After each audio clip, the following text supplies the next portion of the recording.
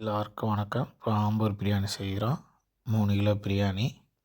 பட்டை, கிராம்பு, ஏலக்காய் நச்சு போடுறோம். 1 கிலோவுக்கு 300 கிராம் வெங்காயம். நம்ம 3 கிலோ போடுறோம். 900 கிராம் வெங்காயம் போடுறோம். இந்த வெங்காயம் நல்லா பொன்னிறமாக வதங்கினோன்னே இஞ்சி பூண்டு மசாலா போடுறோம். 1 கிலோவுக்கு 200 கிராம் இஞ்சி பூண்டு மசாலா. இஞ்சி பூண்டு மசாலா நல்லா வதங்கினோன்னே நம்ம தக்காளி சேர்க்குறோம். தக்காளி நல்லா வதங்கினோன்னே நம்ம புதினா மல்லி சேர்க்குறோம்.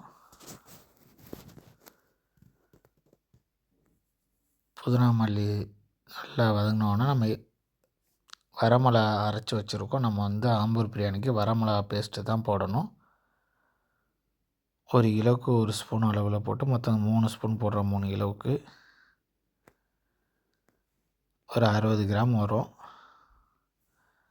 அப்புறம் இதுக்கப்புறம் நம்ம தயிர் போடணும். 200 கிராம் தயிர் 1 கிலோவுக்கு. புளிப்பு கூட இருந்தால் 100 கிராம் போதும். இப்போ சிக்கன் நம்ம போடுறோம். சிக்கன் பிரியாணி மட்டன்னா மட்டன் போட்டுக்கலாம். நம்ம சிக்கன் பிரியாணி போடுறோம். 3 கிலோவுக்கு 3 கிலோ சிக்கன் போட்டிருக்கோம். இது கொஞ்சம் நல்லா வதங்கணுன்னா தேவையான உப்பு போட்டுக்கிறோன்னு கொஞ்சம் நல்லா மிக்ஸ் பண்ணிவிட்டு கொஞ்சம் நேரம் மூடி வச்சிட்டோம்னா நல்லா வெந்துருச்சா என்னென்னு பார்த்துட்டு அதுக்கேற்ற மாதிரி நம்ம சில்லி பவுடர் அதெல்லாம் சேர்க்கக்கூடாது. ஆம்பூர் பிரியாணிக்கு வெறும் சில்லி பேஸ்ட்டு மட்டும்தான்.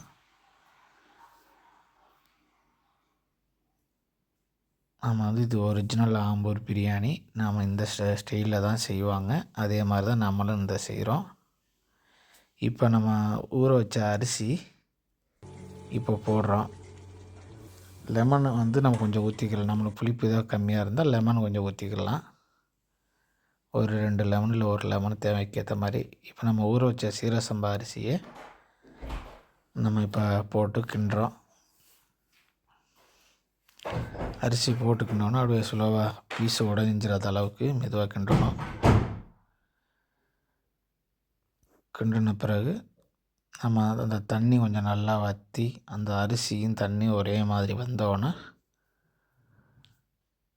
நம்ம வெந்தோடனே நம்ம தம்ம வைக்கணும். நம்ம தேவையான அளவு உப்பு போட்டிருக்கோம். உப்பு போதுமா என்னென்னு நல்லா செக்கப் பண்ணிக்கிட்டு அதுக்கப்புறம் நம்ம தம்மு போடணும். ஒரு 25 நிமிஷம் தம்மு வச்சோம்னா போதும், சரியாக வந்துடும். அடுப்பு நல்லா ஸ்லோவில் வச்சு போடணும். நம்ம பிரியாணி நமக்கு ரெடி ஆயிடுச்சு.